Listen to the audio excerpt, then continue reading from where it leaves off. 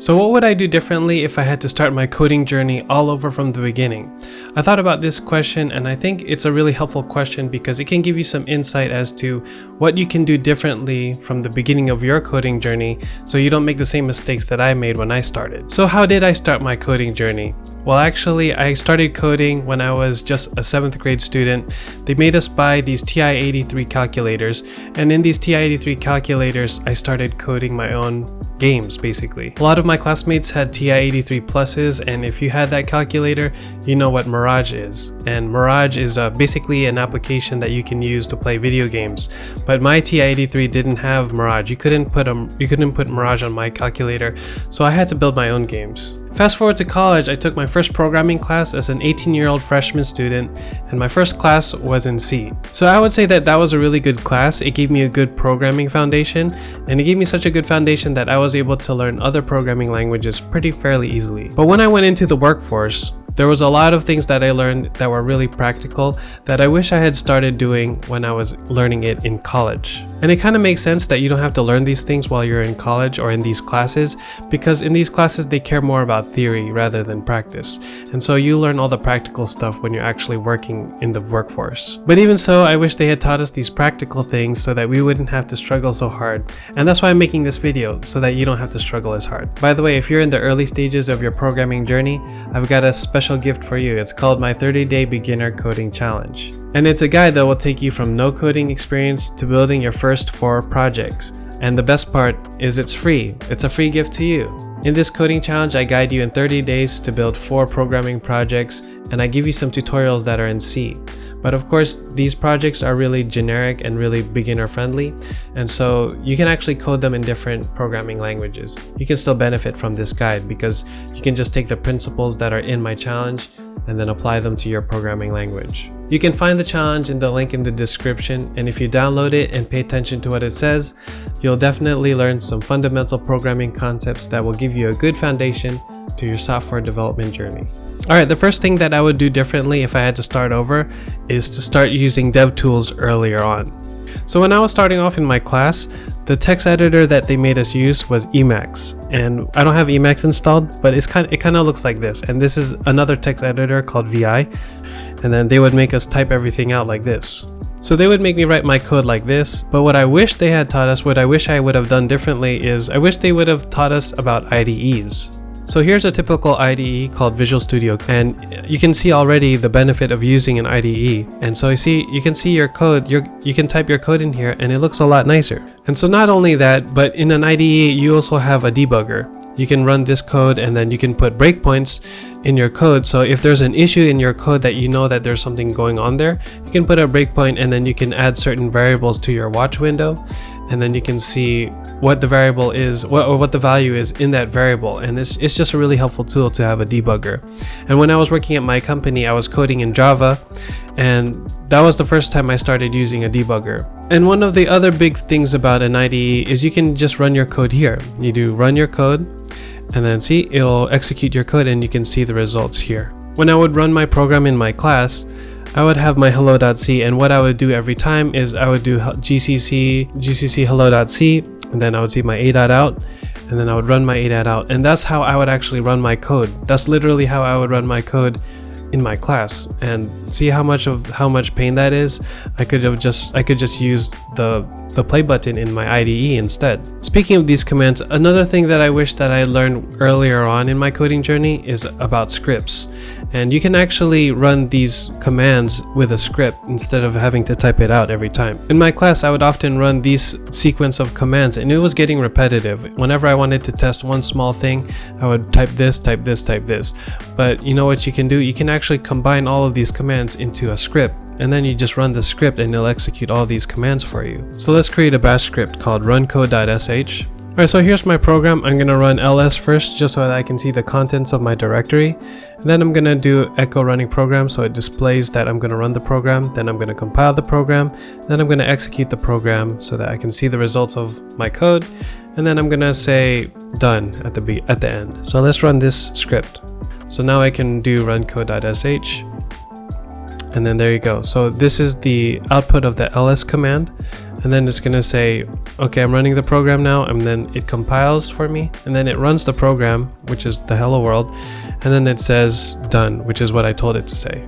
So whenever I want to make updates to my code, I make updates, and then I can just use this to run my code every time, and I can see the results of what I coded. And the last tool that I wish I had learned earlier is Git. And Git is just a dev tool that you can use to keep track of different versions of your code, and it helps you build your code incrementally. So if you make a version of your code, say this is the first version of your code, and then you make an update to your code, you can create another version, and then you can create another version. After you make more features, if you add more features to your code, you can have another version. And then say you broke one of your features, you can always revert back to a different version or a previous version, so that where the feature is working, and then you can debug from there. Whenever I would make significant progress in my code, I would want to make a backup of my code in case I ever break something in my code. So what I would do is I would do hello.c, and then I would do hello1.c, so that if anything messes up, I can just go back to my hello1.c. But see, what I didn't realize at that time is there's already a tool called Git that already does this sort of thing for you, and I wish I had known that sooner.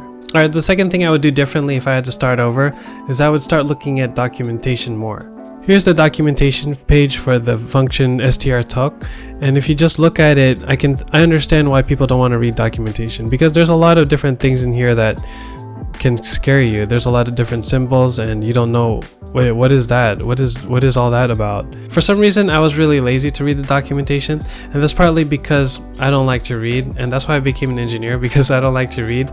But a lot of times what I would do is I would just look at the example code, and then I would just follow the example code. But there's some times when the example code doesn't fit what you're trying to do, and so that's where I would get stuck a lot. And so that's when I started doing a lot of guesswork, and it would just save a lot more time if I just read the documentation. I remember we had this one interview at our company where we had this candidate come in, and then he had a lot of good coding projects. I was really impressed at those coding projects, but then when we asked him to actually do a coding challenge, we were really shocked. I think we asked him to code this simple sorting program, but it was really obvious that he didn't actually know how to code.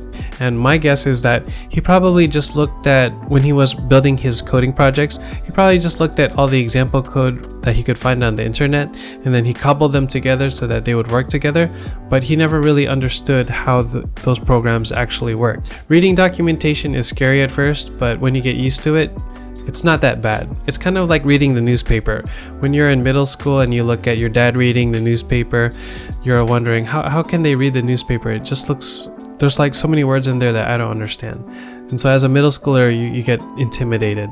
But then when you grow up and you start reading the newspaper, it becomes like second nature to you. It becomes really easy for you. I do want to highlight the CS50 manual pages, and if you don't know what CS50 is, it's a free programming course taught by Harvard that's an introduction to computer science. And in here they make it really easy for beginners to understand what different functions are doing. So they have the header files here, and this is a CS50 header file, but let's look at the string header file. So in the string header file, it shows you some common functions that you might use from the string header file. For example, the compare two strings, this is str compare. So basically it tells you what it does here. It compares two strings, and then it gives you a really short description. See that really nice short description, and then talks about the return value of that function, and then some examples. Alright, the last thing that I would do differently if I had to start over is I would find other coders sooner that I could work with, especially mentors. And that's because, as I always say, you don't know what you don't know. Now, I mentioned at the beginning of the video that I started off coding with a TI-83, and because I was the only one with the TI-83, everyone else had TI-83 pluses, I had no one to code with. I was just coding my own programs there, trying my best with what I knew, and I was really limited. But there was a time that I had a friend who was also coding with a TI-83. I think he had the same problem. His mom didn't buy him the TI-83 Plus 2, so he was also coding games too. So he was coding games, and his games involved the use of the actual buttons on the calculator. For me, I just had menus that I was playing with, but I didn't have it so that you could actually control the program, or you could do certain things in the calculator by pressing certain buttons. So I asked him how he did it, and then he showed me. And then once he showed me that code of how to capture the key captures of a user in your calculator, then there was a lot more possibilities, a lot more different kinds of games that I could make based on based on that knowledge. Just yesterday I was working at my company and there was a build error in our code, and I've seen this kind of build error before, so I had some suspicion on what was going on, and that's because I had worked with another senior developer and he showed me how he solved that issue before in the past, so I had an idea of what to do. But my coworker, she's new in our company, so she doesn't have as much experience with our code base as I do, so she had a lot of different ideas on how to debug this error, and she was looking at a lot of files, and I could tell that if I wasn't here, she'd probably be looking at the files for maybe like a couple of days at least. But because I had seen this issue before, we could solve it within an hour. So all that to say is, when you work with other people, they can teach you something in just 1 hour that it might take you like a week or 2 weeks or maybe a month to learn on your own. I've been listening to testimonies of people who went through boot camps, and one of the testimonies really stuck out to me. One of the guys said that he had coded by himself for maybe a year or two, and then as he was coding, he thought he was getting better, he was getting certifications and stuff, but then he went to a boot camp, and it was only at that boot camp that he realized how far behind he was compared to his peers. So I don't know if this counts as what I would do differently, because I don't know if I would do it differently, because I actually did it this way. I learned with other coders, but I want to mention this in this video because there's probably a lot of you who are coding and you're coding in isolation, you don't have other coders to work with. So I would encourage you to, sooner rather than later, to find other coders that you can work with. And there's always me that you can code with. You can download my 30-day beginner coding challenge and I can help you out. You can email me if you have any questions, and of course you can leave a comment in the comment section if you have any questions on your code. And so I'm always here for you as well. Alright, so those are the 3 things that I would do differently if I had to start over, if I was in your position and I was starting over. Those are the 3 things that I would want you to do sooner rather than later. And the first one is to use these dev tools sooner rather than later. Use an IDE, use Git, and start building scripts that would help you out in your development. And then the second one is to look at documentation. Don't be afraid of the documentation. Find the right documentation for you so that you don't get overwhelmed. So make sure you read the documentation. And then lastly is start finding other coders that you can work with ASAP. Alright, that's it for this week's video. Thanks for watching, and I hope it really helped you out. And if it did help you out, please like, share, and subscribe to the channel. If you have any questions, feel free to let me know in the comments section, and I'll be sure to answer you there. And if you have any ideas on what content you would want me to make, please leave it in the comment section so I know what content to make for you. That would really help you out, and I'll see you in the next one. Peace.